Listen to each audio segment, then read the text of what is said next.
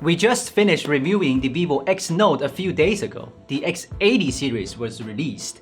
I think it's not the best choice for Vivo to release so many flagship phones in a short time.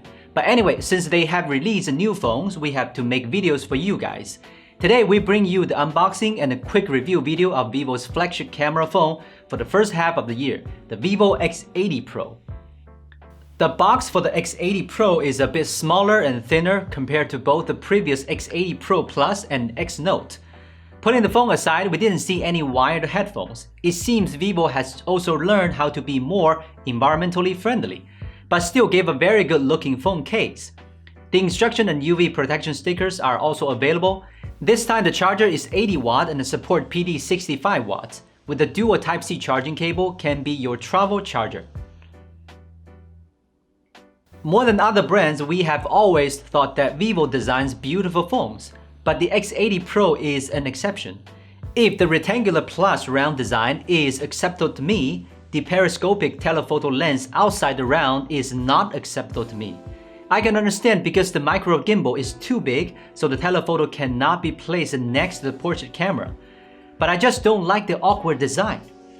And it really drives me crazy that the telephoto camera and the top two lenses are not in line. This year's X80 Pro has made too many sacrifices to unify the design style. The rest of the design remains the same as last year's X70 series, such as glossy top trim strip and the smooth frosted glass on the back. It also supports 2 SIM cards and NFC. Fingerprint recognition becomes the same large ultrasonic fingerprint as the X Note. But the silent switch on the X Note is not present on X80 Pro. If you are an X70 Pro Plus user, you will feel no big change when you switch to X80 Pro. The biggest change you can feel is that the lens design has become more ugly. As soon as I opened the X80's Pro screen, I thought it looks familiar. After comparing the screen specs of the X70 Pro Plus, I was sure that screen is the same screen as this X70 Pro Plus. We're familiar with the screen, and I'm sure you don't want to hear us repeat its performance. Except for the side view color shift, it's all top of the line at the moment. I have to say, Vivo knows its users very well. They know that we prefer the Dimensity 9000 to the Snapdragon 8gen 1. That's why it is offering 2 versions with the identical specs but different processors. You can buy whichever processor you like. The X80 Pro we have is Snapdragon 8gen 1 version, because the Dimensity 9000 version is not yet available for sale.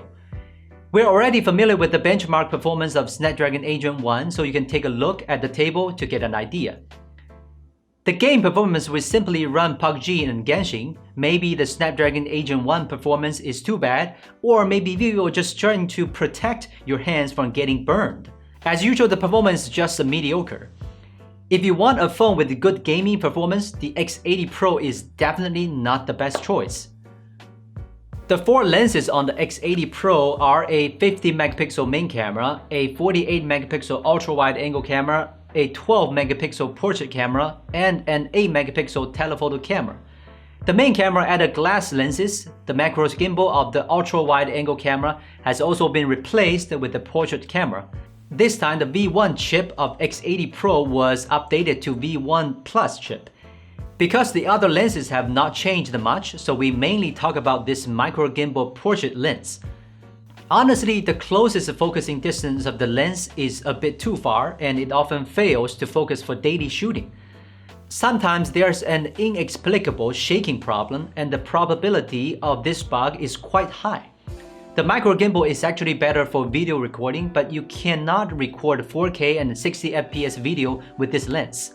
So I prefer the X70 Pro Plus design that put the micro gimbal on the ultra-wide angle camera. The other lenses are not significantly different compared to the X70 Pro Plus or X Note. If you want to know more detail about the camera system, you can check out our X70 Pro Plus and X Note review.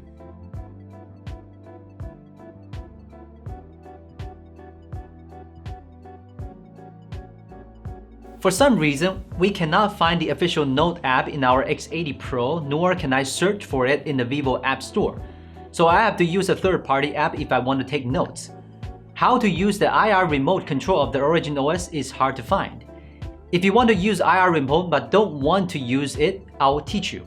Go to Settings and find Joby, then click Joby in Life and download the app. Then you can add the devices you want to remote control. The X80 Pro's battery capacity has been increased by 200 mAh over the previous generation, and the wired charging power has been increased to 80 watts.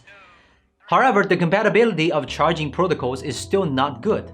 There are more versions for sale this time, so I've listed a table for your preferences. In fact, the Vivo X series has never been cheap, so buying the X80 Pro depends on whether you are interested in its powerful camera system or not. I know a lot of people are interested in the X80 standard version. We will also bring this review as soon as possible. So don't forget to subscribe to our channel. I'm Will from Gizmo China, and we will see you next time.